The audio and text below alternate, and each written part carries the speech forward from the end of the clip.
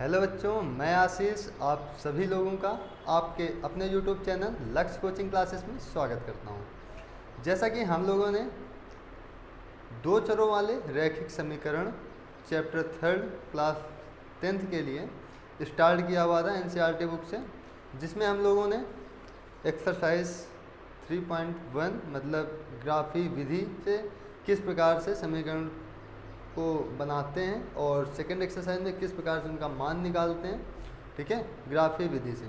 इसके बाद हमने विलोप प्रतिस्थापन विधि देखा। आज हम लोग विलोपन विधि पर चर्चा करेंगे, ठीक है। तो देखते हैं क्या होती है विलोपन विधि। इस पे देखो, दो चर वाले रैखिक समीकरण, जैसा कि चैप्टर का नाम है, तो इस पे दो चर वाले रैखिक समीकरण जैसे हमने यहाँ पर लिखे a1x plus a1x plus b1y plus c1 बराबर 0 और a2x plus b2y plus c2 बराबर 0, ठीक है। आपको इसमें दो चर मिलेंगे, एक चर ये एक चर ये, ठीक है। तो दोनों इक्वेशन से किसी एक चर की वैल्यू को आपको बराबर कर लेना है, ठीक है। जैसे यहाँ पर b1 लिखा है तो किसी न किसी प्रकार से इसको भी आप b1 बनाएंगे, ठीक है। मतलब जो y का यहाँ पर मान लिखा हो उस मान को आप लोगों को बराबर कर लेना है, ठीक है। इसके बाद समीकरण फर्स्ट से समीकरण सेकंड को घटा लेना है या समीकरण फर्स्ट से समीकरण सेकंड को जोड़ लेना है, ठीक है, जिससे आप लोगों को एक चर की वैल्यू प्राप्त हो जाएगी। उस चर की वैल्यू को आप चाहे फर्स्ट समीकरण पे रख दो चाहे तो सेकंड समीकरण पे रख दो, जिससे आप लोगों को दोनों चर की वैल्यू प्राप्त हो जाएगी, ठीक है। तो ये चीज़ देखने के लिए हम लोग स्टार्ट करते हैं सबसे पहले एक एग्जाम्पल से, ठीक है। वो एग्जाम्पल आप लोगों के ही बुक का है। हाँ, एक चीज़ और कि यदि मैं कोई एग्जाम्पल छोड़ देता हूँ बताने के लिए तो आप लोग उस एग्जाम्पल को अवश्य करें, ठीक है, क्योंकि जब भी पेपर बनता है तो अधिकतर क्वेश्चन एग्जाम्पल से ही पूछे जाते हैं और जो लोग एग्जाम्पल नहीं करते हैं वो फिर यही बोलते हैं कि ये क्वेश्चन आउट ऑफ सिलेबस आ गया, मतलब मेरे एक्सरसाइज में मेरे बुक का नहीं है, ठीक है। तो जो लोग एग्जाम्पल को नहीं देखते हैं वो लोग ऐसा बोलते हैं। तो आप लोगों को एग्जाम्पल अवश्य हल करना है, ठीक है। तो हम लोग आज देखते हैं एग्जाम्पल नंबर इसका है 11। दो व्यक्तियों की आय का अनुपात 9:7 है, उनके खर्चों का अनुपात 4:3 है। यदि प्रत्येक व्यक्ति प्रति महीने में 2000 रुपया बचा लेता है तो उनकी मासिक आय का अनुपात ज्ञात कीजिए। तो देखो, इसको देखो, इस पर दो व्यक्तियों की आय का अनुपात, माना पहले व्यक्ति की आय, इस देखो इनका अनुपात 9:7 है तो आप लोग इसे 9x मान लो, और दूसरे व्यक्ति की आय का अनुपात मतलब दूसरे व्यक्ति की आय वो कितनी हो जाएगी 7x, ठीक है। और इस पे व्यय का अनुपात भी दे रखा है तो यहाँ पर लिखो व्यय मतलब पहले व्यक्ति की व्यय मतलब खर्च, ठीक है। यहाँ पर क्या लिख लो, खर्च, वो किस अनुपात में 4:3 के अनुपात में, तो आप लोग इसको मान लो 4y, और दूसरे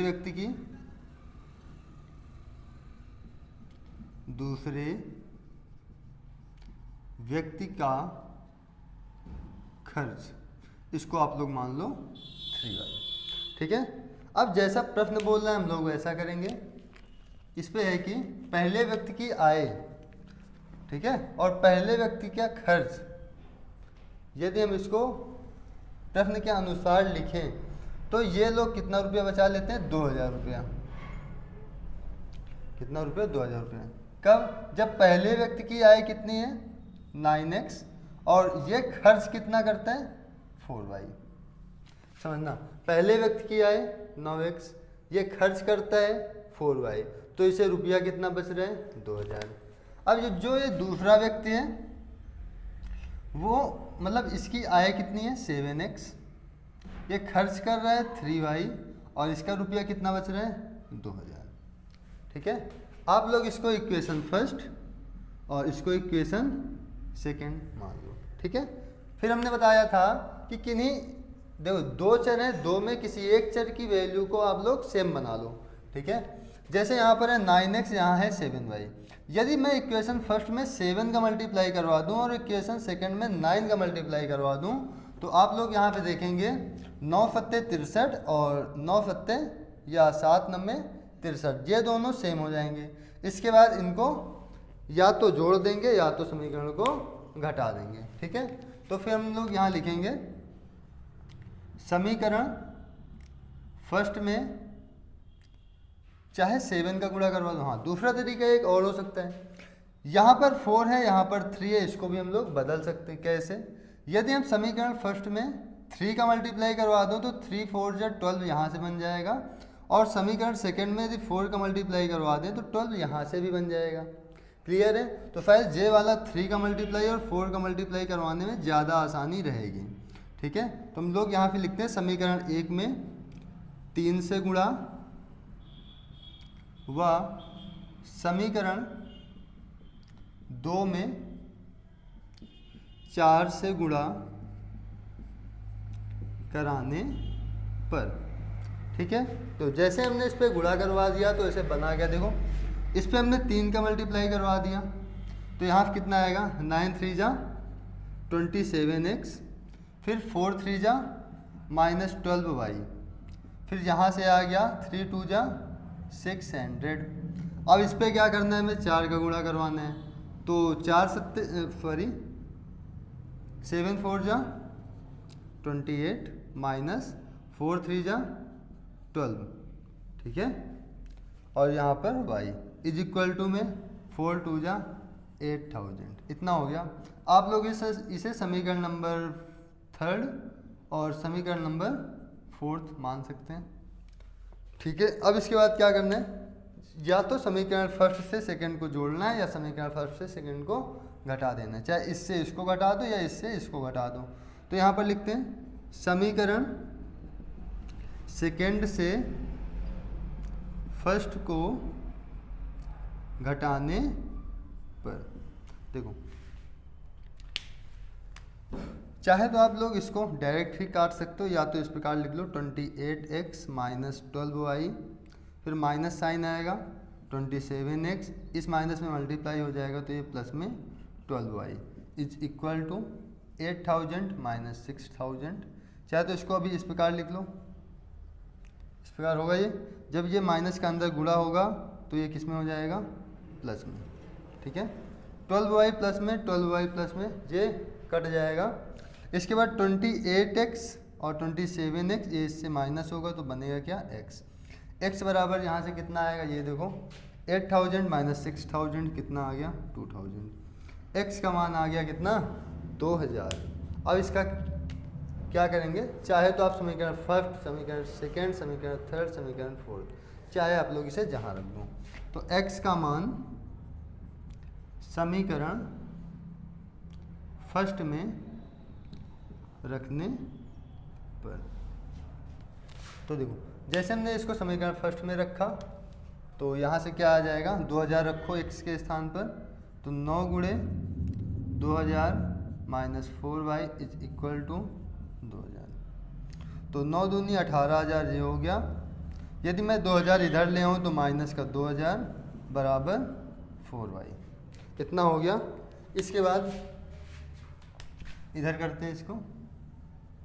देखो 18000 से 2000 जाएगा, ये बचेगा 16000, और इधर से कितना है 4y, 4y लिख लेंगे। तो y का मान यहाँ से कितना आ गया, 16000 बटे 4, कितना आ गया 4000। तो y का मान कितना आ गया 4000, और यहाँ से x का मान कितना आ गया 2000। तो उनकी मासिक आय ज्ञात करनी है।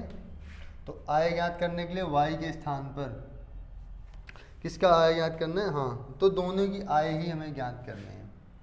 ठीक है, तो इसमें x का मान कितना आया 2000, तो यहाँ आप x के स्थान पर 2000 रख दो, फिर 2000 कितना आ गया, 9 दूनी 18000, और यहाँ पर जब हम लोग मान रखेंगे तो इस पर कितना आएगा, वो देखो 9 7 गुणे 2000, तो यहाँ से आ गया 14000।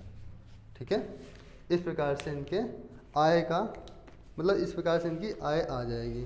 और आय का यदि आप सत्यापन करना चाहते हैं तो अनुपात पे आप लोग रख के देख लीजिएगा, मैं आप लोगों को चेक करवा दे रहा हूँ। जैसे ये कितना है 18,000 अनुपात 14,000, देखो ये आएगा 9:7 के अनुपात में, ठीक है। तो इससे इसको कट कर दो, कितना आया 2 9 18 और 2 7 14 आ गया। इसका मतलब जो हमारा ये निकला है वो क्या है, सही है। इस प्रकार से हम लोग इस क्वेश्चन को करेंगे। इसके बाद आप लोग इसे नोट कीजिएगा और इसके बाद देखते हैं अगला क्वेश्चन।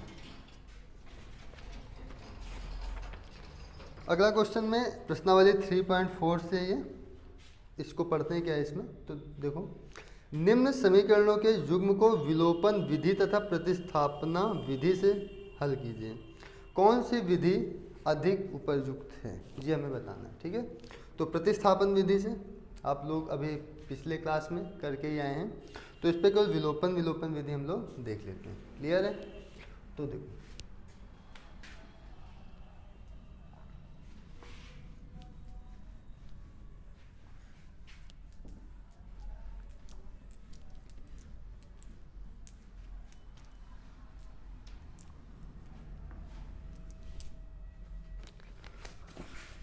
इस पर पहला क्वेश्चन है x + y = 5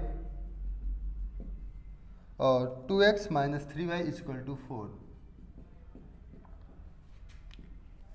ठीक है।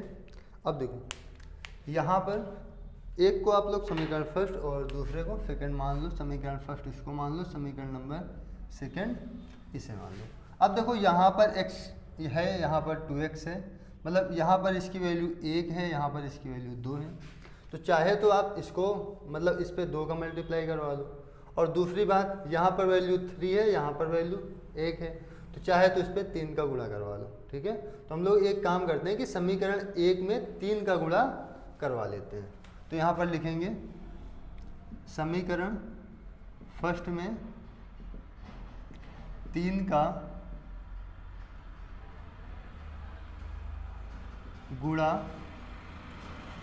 कराने पर, जैसे हमने यहाँ पर 3 का मल्टीप्लाई करवा लिया तो ये हो गया 3x + 3y = 5। ये बन गया समीकरण नंबर 3, ठीक है। इसके बाद समीकरण फर्स्ट व थर्ड को जोड़ने पर, अब मतलब समीकरण फर्स्ट और थर्ड को आप लोग जोड़ दीजिएगा। तो किस प्रकार जोड़ेंगे, वो फर्स्ट नहीं, ये सेकंड और थर्ड को। तो सेकंड क्या है 2x - 3y = 4, ये आया है 3x + 3y = 5। देखो ये है प्लस का, ये माइनस का, ये कट जाएगा। क्लियर है? 3 और 2 कितना हुआ 5x = 5 4 कितना हुआ 9। तो x बराबर में कितना आ गया 9/5, ठीक है। अब x का मान आप लोग चाहे जो समीकरण पे रख दो, ठीक है, जिससे हमें y का मान मिल जाएगा। तो रखते हैं x का मान समीकरण 1 में रखने पर, तो 1 में रखने पर देखो क्या आएगा इस पे, x + y = 5, तो 9/5 + y = 5। तो यहाँ से y आएगा 5 - 9/5, ये हो जाएगा 5 × 5 = 25 - 9/5, यहाँ से आएगा 16/5, ठीक है। तो यहाँ से इस प्रकार से x का मान आ गया और y का भी मान आ गया। अब चाहे तो आप लोग यहाँ पर रख के चेक कर लो क्या हमारा क्वेश्चन सही है। तो x + y = 5 है, x का मान आया है 9/5, y का मान आया 16/5। LHS पार्ट ले रहे हैं हम लोग इसका, लेफ्ट हैंड साइड पार्ट। तो यहाँ से आ जाएगा 5, 9 + 16, 16 9 25/5 कितना आ गया 5 आ गया, जो कि इधर राइट हैंड साइड में लिखा हुआ है। इसका मतलब जो हमने यहाँ पर सोल्यूशन किया हुआ है वो क्या है, सही है। इसके बाद अगला क्वेश्चन देखते हैं, क्वेश्चन नंबर 2।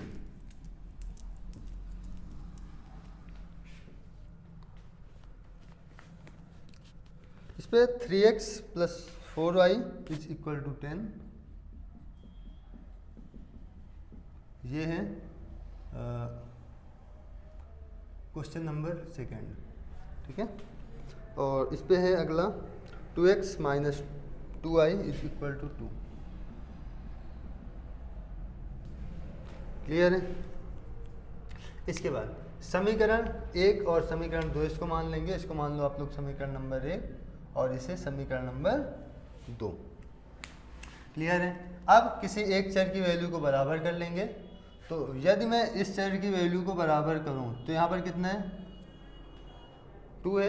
मैं 2 को क्या बना लूँ, 4 बना लूँ। तो समीकरण सेकेंड में 2 का गुणा करने पर, जैसे ही हमने इस पे 2 का गुणा कर दिया, यहाँ पे कितना आएगा, देखो 2 2 जा 4x माइनस 2 2 जा 4y इज इक्वल टू 2 2 जा 4। ये आ गया। अब क्या करो, समीकरण इसको कुछ मान लो आप लोग। ये हो गया जैसे समीकरण नंबर 3। यहाँ पे लिखेंगे समीकरण फर्स्ट व थर्ड को जोड़ने पर। तो जैसे हम लोग यहाँ पर समीकरण फर्स्ट और थर्ड को जोड़ेंगे तो यहाँ से कितना आएगा, 3x plus 4y is equal to 10। यहाँ आएगा 2x माइनस, सॉरी ये 4x है, तो 4x minus 4y is equal to 4। जैसे हमने इसको जोड़ा, प्लस से माइनस कट गया, 4 3 7x हो गया, 10 4 14 हो गया। तो यहाँ से इसको डिवाइड करेंगे तो x का मान कितना आएगा, 2। ठीक है। अब x का मान किस पे रख देंगे, समीकरण नंबर 1 पे रख दो या 2 पे रख दो, किसी पे भी आप रख सकते हो ना। तो यहाँ पे लिखेंगे x का मान समीकरण 1 में रखने पर। जैसे हमने रख दिया समीकरण 1 में, तो यहाँ से कितना आएगा, 3 × 2 + 4y इक्वल टू 10। ठीक है। और इसके बाद कितना हो जाएगा, 3 2 जा 6, 4y इक्वल टू 10 - 6, यहाँ से आ गया कितना, 4। 4y इक्वल टू 4, तो y का मान कितना आ गया, 1। ठीक है। इस प्रकार से हम लोग x और y का मान निकाल लेंगे। इसके बाद अगला क्वेश्चन करते हैं। आप लोग इसको नोट कीजिएगा, अगला देखते हैं। इस पर 3x माइनस 5y माइनस 4 बराबर 0। तो देखो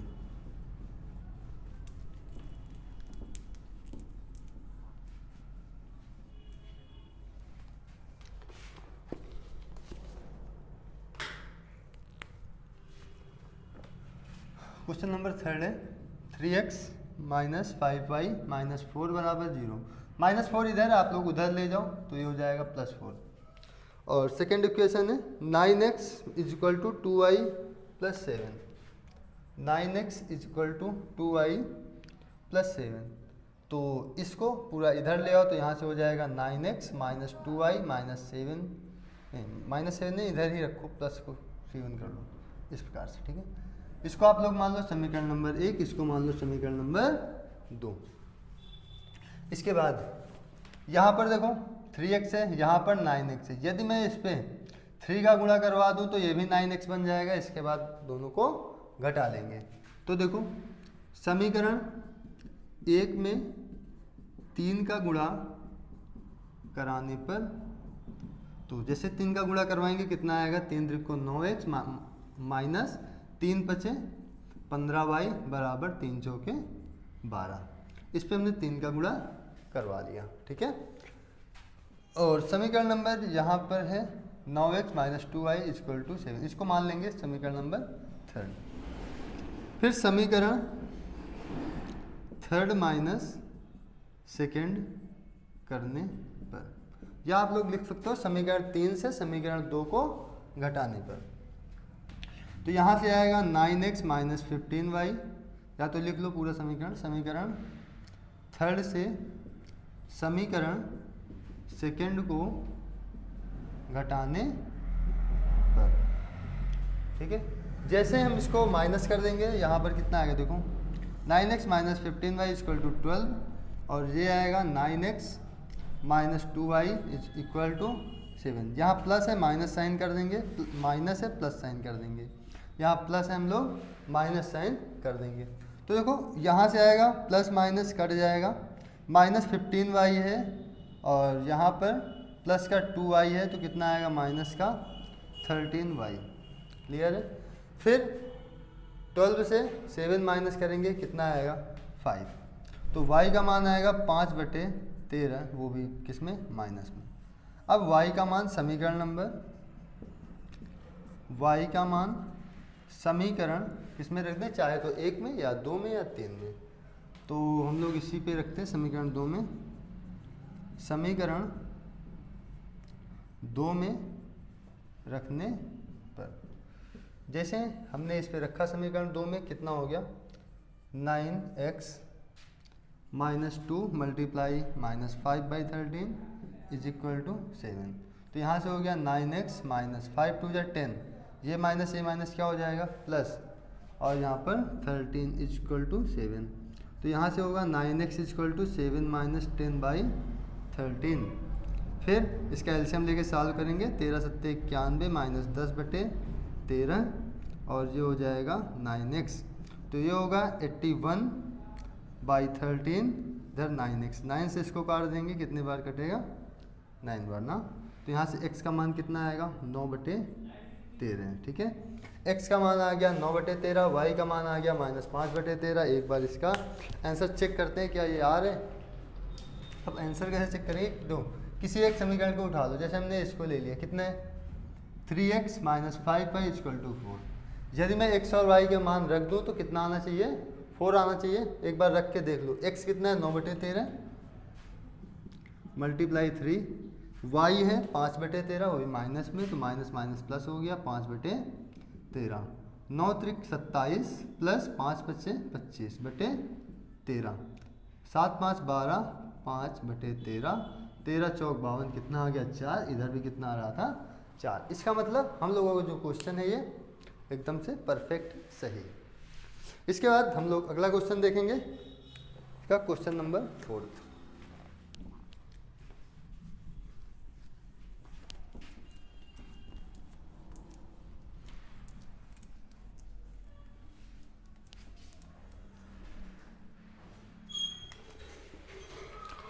इसमें है कि x/2 + 2y/3 is equal to -1। x/2 + 2y/3 is equal to -1, और दूसरा इक्वेशन है x - y/3 is equal to 3। x - y/3 is equal to 3। तो सबसे पहले एलसीएम लेके इसको सॉल्व करेंगे कि देखो कितना आएगा। चाहे तो एलसीएम ना लेना हो तो आप एक काम ये कर सकते हो, यहाँ y/3 है, यहाँ 2y/3 है। एक काम ये करो कि इस इक्वेशन में 2 का मल्टीप्लाई करवा के इस इक्वेशन से आप लोग माइनस कर दो। कैसे, इसको मान लो समीकरण नंबर 1, इसे मान लो समीकरण नंबर 2। तो यहाँ पर हम लोग लिखेंगे समीकरण सेकंड में 2 का गुणा कराने पर, जैसे हम लोग यहाँ पर 2 का मल्टीप्लाई इस पे करवा देंगे, इस पेन से लिखता हूँ मैं 2 का मल्टीप्लाई, तो यहाँ पर कितना आ जाएगा 2x - 2y/3 = 6। ये बन गया। अब इस समीकरण का कोई सा भी नाम दे दो, जैसे इक्वेशन 3 हमने मान लिया। यहाँ पे क्या करना है, समीकरण फर्स्ट और थर्ड को जोड़ने पर, समीकरण फर्स्ट व थर्ड को जोड़ने पर, देखो जोड़ते हैं इसको। यहाँ है x/2 + 2y/3 = -1, ये है 2x - 2y/3 = 6। इसको जोड़ा तो इससे ये कट गया। यहाँ x/2 + 2x है, यहाँ -1 + 6 है। इसको एलसीएम लेके सॉल्व करेंगे, कितना आएगा 2 × 2 = 4 1 5x/2, ठीक है। अब इतना तो आता ही होगा एलसीएम लेना ना, तो -1 + 6 कितना होगा 5।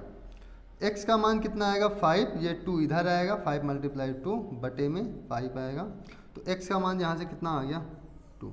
अब x का मान समीकरण नंबर किस पे रख दे, चाहे 1 में रख दो, चाहे 2 में, चाहे 3 में, आ जाएगा सब से। यहाँ लिखेंगे x का मान समीकरण 1 में रखने पर। देखो जैसे हमने x का मान समीकरण 1 में रखा, यहाँ से हो गया 2/2 plus 2i/3 equal to minus का 1, 2 से 2 कट गया बचा 1 plus 2i/3 minus 1 equal to -1। ये 1 उधर जाएगा तो 2i/3 इक्वल टू -1 कितना हो गया -2। 2i/3 देखो ये इधर +1 क्या है उधर जाएगा -1 हो जाएगा। ठीक है, अब y बराबर कितना आएगा -2/2 बटे में आएगा और 3 इसके मल्टीप्लाई में जाएगा। 2 से 2 कट गया, y का मान कितना आ गया -3। क्लियर है, x का मान 2 y का मान -3। यदि आप चेक करना चाहो तो यहाँ पे रख के चेक कर सकते हो। देखो x है कितना रख दें, यहीं पे रखते हैं। x है, x का मान कितना निकला है 2, y का मान कितना निकला है -3, तो -3 प्लस हो गया 3/3 कितना हो गया 2 + 1 कितना आएगा 3, और यहाँ पे 3 आ भी रहा है। इसका मतलब क्वेश्चन नंबर हम लोगों का जो 4th है वो भी सही है। इसके बाद अगला क्वेश्चन देखते हैं। इस पे निम्न समस्याओं में रैखिक समीकरणों के युग्म बनाइए तथा उनके हल यदि उनका अस्तित्व हो तो विलोपन विधि से ज्ञात कीजिए। तो इस पे फर्स्ट नंबर क्वेश्चन है, यदि हम अंश में 1 जोड़ दें तथा हर में से 1 घटा दें तो भिन्न 1 में बदल जाती है। यदि हर में 1 जोड़ दें तो यह 1/2 हो जाती है, तो भिन्न क्या है? ये क्वेश्चन हमसे पूछा गया है, तो आप लोग बताइएगा इसका आंसर क्या होगा।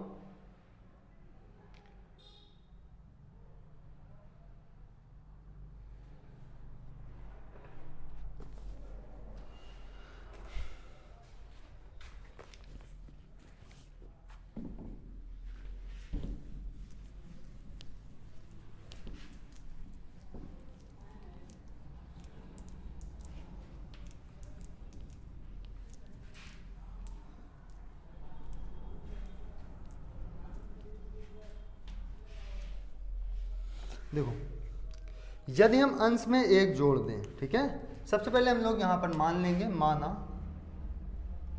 भिन्न का अंश बराबर x और हर बराबर y, ये लिखना है पूरा, भिन्न का हर बराबर y। तब जो हमारी भिन्न बनेगी वो क्या हो जाएगी x/y। अब हमें प्रश्नानुसार करना है।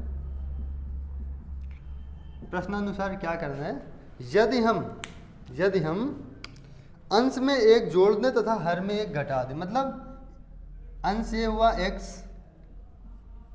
इसमें 1 जोड़ दें तथा हर y में 1 घटा दें, तो जो हमारी भिन्न हो जाती है वो है 1। क्लियर है। इसके बाद सेकंड बात इसने बोली है कि यदि हर में 1 जोड़ दें तो यह 1/2 हो जाती है, मतलब अंश के साथ कुछ नहीं करना है। अब हर में क्या करो 1 जोड़ दो तो ये भिन्न हो जाती है 1/2। ठीक है, अब इसको हम लोग सॉल्व करेंगे। तो देखो तिर्यक गुणा करवा लो तो इक्वेशन बन जाएगी x + 1 = y - 1। y को इधर ले आओ तो x - y = -1 -1, तो x - y = -1 -1 कितना हो गया -2। ये बन गई इक्वेशन फर्स्ट। क्लियर है। इसके बाद 2 इधर आएगा तो 2x = y + 1 इधर आएगा y + 1। इसके बाद ये इधर आएगा तो 2x - y = 1, ये बनेगा 2x - y = 1। इसको हम लोग क्या मानेंगे, ये है इक्वेशन नंबर सेकेंड। ठीक है, दोनों माइनस में आ रहे हैं। क्लियर है। इसका मतलब समीकरण 1 से समीकरण 2 को हम लोग घटा दें या समीकरण 2 से समीकरण 1 को घटा दें। तो यहाँ पर लिखते हैं समीकरण 2 से समीकरण 1 को घटाने पर, तो देखो जैसे हमने इसको घटाया तो कितना हो जाएगा 2x - y = 1, x - y = -2। तो यहाँ पर प्लस है माइनस हो जाएगा, माइनस प्लस हो जाएगा, माइनस प्लस हो जाएगा, इससे ये कट जाएगा तो 2x से x जाएगा, कितना हो जाएगा x। ठीक है, और इधर से 2 कितना हुआ 3, तो x का मान कितना आ गया 3। x का मान रख देंगे हम लोग इक्वेशन फर्स्ट पे या इक्वेशन सेकेंड पे। ठीक है, तो जहाँ चाहो रख दो। x का मान समीकरण फर्स्ट में रखने पर जैसे हमने x का मान यहाँ रखा तो ये हो गया 3 माइनस वाई इक्वल टू -2 इधर ले आओ, y को उधर भेज दो, तो 3 + 2 इक्वल टू वाई, तो यहाँ से आएगा 5, किसका मान, y का मान। तो x का मान निकला 3, y का मान निकला 5, अतः हमारी भिन्न क्या हो जाएगी, 3/5। ठीक है, तो हमसे यही पूछ रहा था। आंसर चेक करना है तो चेक कर लो, चाहे यहाँ पर रख लो। ठीक है, x कितना आया, 3 आया है तो 3 रख लो, 3 + 1 कितना हो जाएगा, 4, 5 - 1 कितना हो जाएगा, 4, 4/4 कितना आएगा, 1 आएगा। इसके बाद हम लोग अगला क्वेश्चन देखते हैं। अगला क्वेश्चन एक आसान सही क्वेश्चन है, करते हैं इसको भी।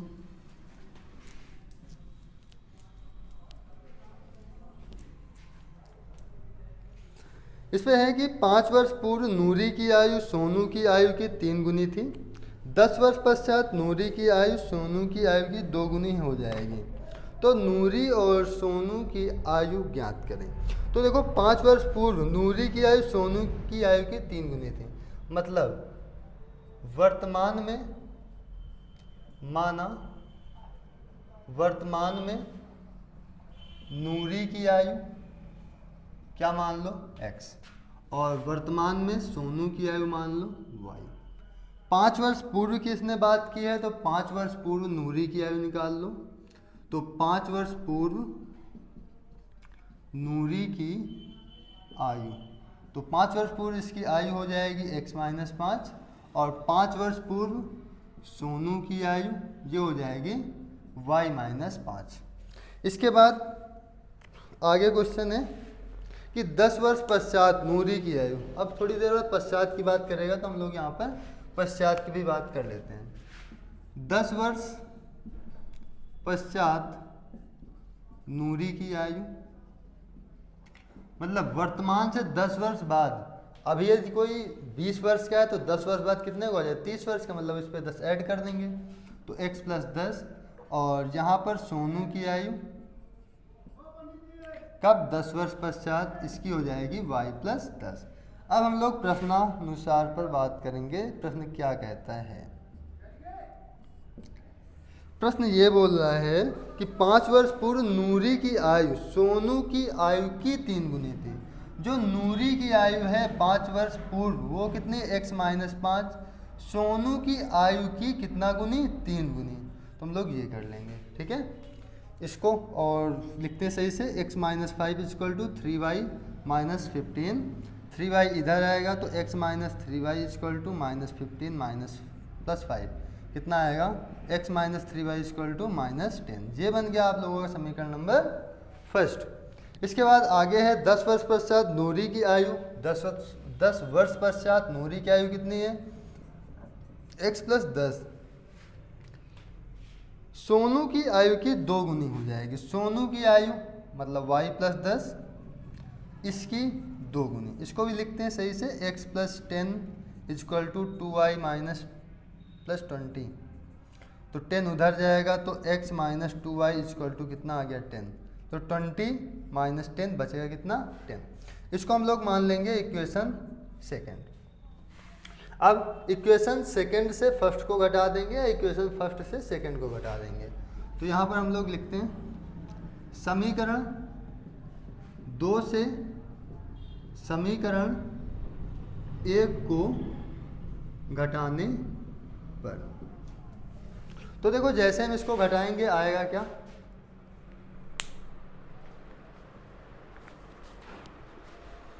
समीकरण 2 से समीकरण 1 को घटाने पर, तो समीकरण 2 है x - 2y = 10, और ये है x - 3y, x - 3y = -10। ये प्लस में माइनस हो जाएगा, माइनस प्लस में हो जाएगा, माइनस प्लस में हो जाएगा, x से x कट जाएगा, +3y से -2y माइनस करेंगे कितना आएगा y, 10 और 10 कितना हो जाएगा 20, तो y का मान कितना आ गया 20। अब y का मान समीकरण नंबर फर्स्ट में रख दो, मतलब रख देंगे y का मान समीकरण फर्स्ट में रखने पर, जैसे हम लोग यहाँ पर रखेंगे कितना आएगा x - 3, y का मान आया 20 = -10, तो x - 3 × 2 = 6, 60 = -10, तो x का मान यहाँ से कितना आ गया 60 माइनस 10, x बराबर आ गया 50। मतलब कहने का ये है कि जो नूरी की वर्तमान आयु है वो है 50 वर्ष और जो सोनू की वर्तमान आयु है वो कितनी है 20 वर्ष। ये इसका आंसर हो जाएगा। ठीक है, आप लोग इसको नोट कीजिएगा। इसके बाद देखते हैं हम लोग अगला क्वेश्चन।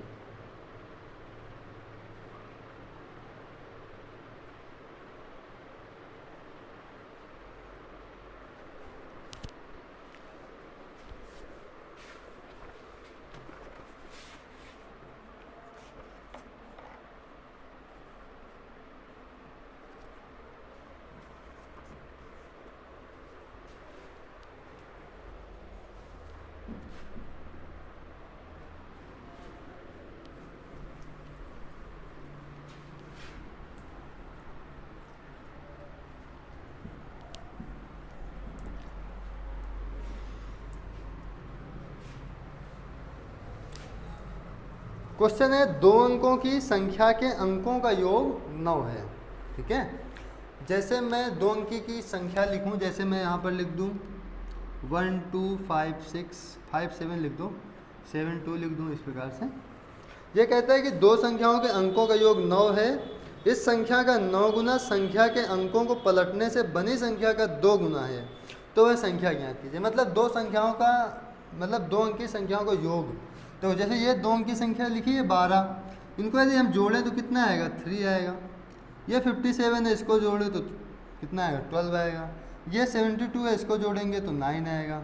मतलब कुछ इस प्रकार की संख्या। अब ये संख्या तो बहुत हो सकती है, जैसे 72 ले लिया, 54 ले लिया, 45 ले लिया, 27 ले लिया, बहुत सारी संख्या हैं। तो इस क्वेश्चन के हिसाब से कौन सी संख्या होगी। हाँ, एक चीज़ और, क्या मैं 72 को ये लिख सकता हूँ क्या 70 + 2, ये भी लिख सकता हूँ, कोई दिक्कत नहीं ना। तो इसी प्रकार हम कुछ लिखेंगे, देखो क्या लिखते हैं।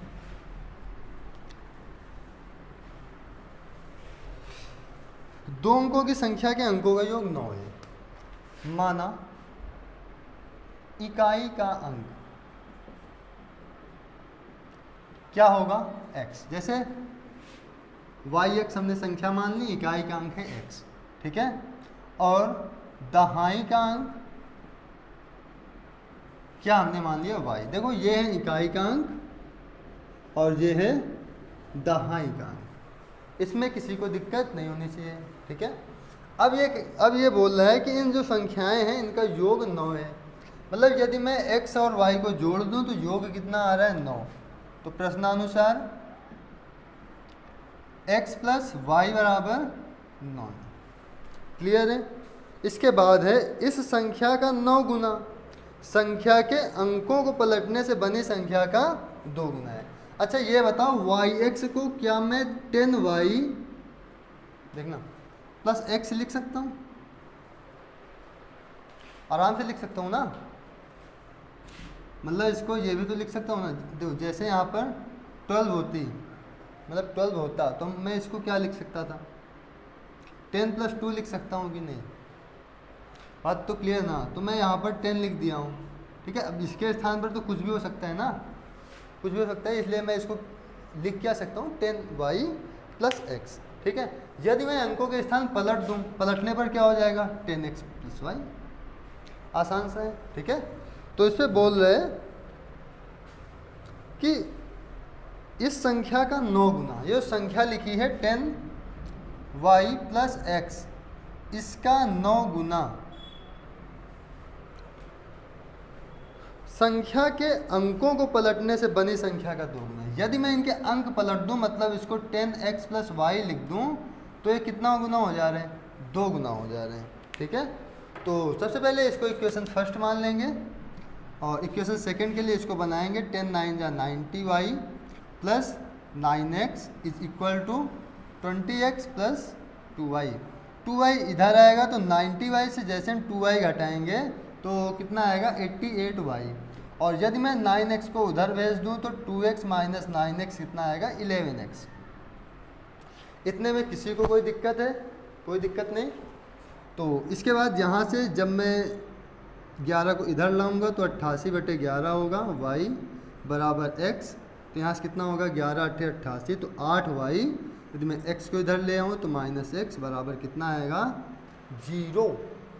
ये हो गया इक्वेशन नंबर सेकेंड। अब देखो यहाँ पर समीकरण 1 व 2 को जोड़ने पर, तो जैसे हमने इसको जोड़ा तो होगा क्या,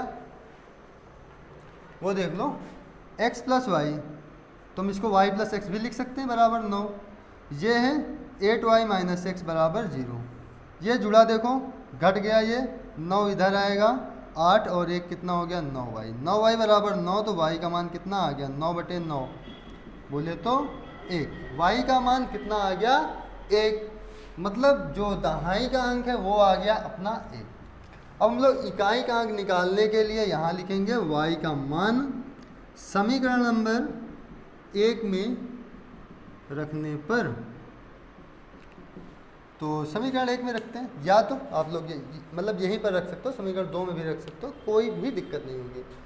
यहाँ से लिखेंगे x प्लस वाई कितना है 1 बराबर 9, तो x बराबर यहाँ से आ गया 9 माइनस 1, x बराबर आ गया 8। तो इसका मतलब जो इकाई का अंक होगा वो कितना होगा 8। अतः संख्या क्या बनेगी, संख्या हमने कितना है माना है ये yx, तो दहाई का है y, इकाई का है 8, तो संख्या क्या बन जाएगी 18। ठीक है, ये क्वेश्चन आप लोगों को उम्मीद करते हैं आ गया होगा समझ में, ज़्यादा कोई कठिन तो है नहीं। इसके बाद अगला है, मीना 2000 रुपये निकालने के लिए एक बैंक गई, उसने खजांची से 50 रुपये तथा 100 रुपये के नोट देने को कहा। मीना ने कुल 25 नोट प्राप्त किए, ज्ञात कीजिए कि उसने 50 और 100 रुपये के कितने कितने नोट प्राप्त किए। तो देखो माना, सबसे पहले आप लोग मान लो कि 50 के नोट, देखो मैथ में यदि आपने कुछ मान लिया तो मैथ आसान, ये बहुत ही आसान हो जाएगी, बस आप मानते चले जाओ। मैथ में तो मान लो, ज़िंदगी में तो मान लो, ज़िंदगी में मान लोगे ज़िंदगी आसान, मैथ में मान लोगे मैथ आसान। ठीक है, तो ये चीज़ आप लोग कभी ना भूलिएगा कि हमें मानना भी पड़ेगा। ठीक है, तो देखो इस पर कि उसने खजांची से 50 रुपये और 100 रुपये के नोट निकालने के लिए कहा ना, तो मान लो, माना, ये क्वेश्चन नंबर 4 है, माना 50 रुपये के नोट बराबर x, नोट की संख्या मान लो, और 100 रुपये के नोट की संख्या को आप लोग y मान लो। क्लियर है। प्रश्नानुसार हम लोग देखेंगे कि कितने नोट हैं, तो x प्लस वाई, और इसमें दिया है कि टोटल नोट उसने 25 प्राप्त किए, तो x प्लस वाई कितना हो जाएगा 25। ये बन गया आप लोगों का इक्वेशन नंबर फर्स्ट। फिर इसमें है कि 50 और 100 रुपये के कितने नोट प्राप्त किए, हाँ 50 रुपये तथा 100 के नोट देने को कहा। मान लो उसने 25 के नोट हमें कुछ दे दिए, सॉरी 25 तो है ही नहीं ना, 50 के नोट ने, मान लो 50 के हमें x नोट दे दिए और 100 के y नोट दे दिए, तो हमारे पास कितने नोट हो गए टोटल 2000। ये बन गए इक्वेशन सेकंड। क्लियर है। अब एक काम करो, इस इक्वेशन को और आसान बनाते हैं, तो आसान बनाने के लिए हम लोग इसमें 50 से डिवाइड कर देंगे, मतलब 50 कॉमन ले लेंगे, तो x प्लस 50 दूनी 100, 2y हो जाएगा। मैं 50 इसमें डिवाइड लगाऊं तो 5 100 के 20 कितना आएगा 40। तो चाहे तो आप लोग इसको मान लो समीकरण नंबर 2, ठीक है, चाहे इसको मान लो आप क्या समीकरण नंबर 2। अब क्या करो, x एक चर तो बराबर है ना, तो समीकरण 2 से 1 को घटाने पर जैसे हम लोग इसको माइनस करेंगे तो यहाँ से कितना आएगा, x plus 2y equal to 40, x plus y equal to 25। यहाँ से माइनस करेंगे प्लस माइनस हो जाएगा, प्लस माइनस, यहाँ से प्लस माइनस हो जाएगा, तो x से x कट जाएगा, 2y से y माइनस होगा तो यहाँ y आएगा, 40 से 25 माइनस होगा तो यहाँ पर 15 आ जाएगा। तो y का मान कितना आ गया 15। x का मान निकालेंगे तो y का मान समीकरण 1 में रखने पर, जैसे ही आपने 1 में रख दिया तो आपका क्या निकलेगा x के नोट। तो x प्लस 15 बराबर 25, तो x बराबर कितना आ गया, 25 माइनस 15 बराबर 10 नोट। मतलब कि उसने 50 रुपए के कितने नोट दिए, 10, और 100 रुपए के कितने नोट दिए, 15। तो इस प्रकार से हम लोगों का आंसर आ जाएगा 50 रुपए के 10 नोट और 100 रुपए के 15 नोट। ठीक है, इसके बाद हम लोग अगला क्वेश्चन देखते हैं। और इस चैप्टर का मतलब इस एक्सरसाइज का, चैप्टर तो भी और है, इस एक्सरसाइज का है लास्ट क्वेश्चन। तो लास्ट क्वेश्चन एक बढ़िया क्वेश्चन है, इसको देखते हैं हम लोग। इसमें है कि किराए पर पुस्तकें देने वाले किसी पुस्तकालय का प्रथम 3 दिन का एक नियत किराया है। ठीक है, हाँ सेम ऐसा ही क्वेश्चन हमने शायद पिछले क्लास में करवाया था जिसमें नियत भाड़ा था। ठीक है, सेम ये क्वेश्चन वैसे ही लगेगा। यदि आपने पिछली क्लास देखी होगी तो ये क्वेश्चन आराम से चुटकी बजा के इसे करके निकाल सकते हो आराम से एकदम। ठीक है, अगर उसको नहीं किया तो भाई कठिन तो है ही, फिर थोड़ा से, ज़्यादा नहीं है, थोड़ा से बस। तो देखो, किराए पर पुस्तकें देने वाले किसी पुस्तकालय का प्रथम 3 दिनों का एक नियत किराया है तथा उसके बाद प्रत्येक अतिरिक्त दिन का अलग किराया है। सरिता ने 7 दिनों तक एक पुस्तक रखने के लिए 27 रुपये अदा किए, जबकि सुशी ने एक पुस्तक 5 दिनों तक रखने के लिए 21 रुपये अदा किए। तो नियत किराया तथा प्रत्येक अतिरिक्त दिन का किराया याद कीजिए। देखो, 3 दिन का किराया नियत है, ठीक है, माना प्रथम 3 दिनों का नियत किराया, देखो चाहे तो आप लोग 3x मान लो या सिंगल x मान लो। तो हम केवल फिर सिंगल x ही मान लेते हैं, इसकी शुरू में 3 दिन का नियत किराया x है। ठीक है, और इसके बाद सेकंड बात ये बोल रहा है कि अतिरिक्त दिन का अलग किराया है। तो अतिरिक्त दिन का किराया देख लेते हैं। अतिरिक्त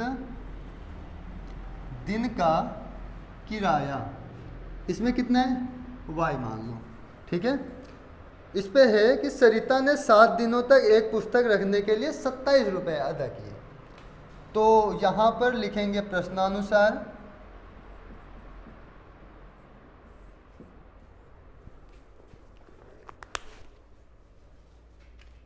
प्रश्नानुसार के बाद लिखेंगे क्या, देखो सरिता ने कितने दिन किताब लिए रखा है, 7 दिन।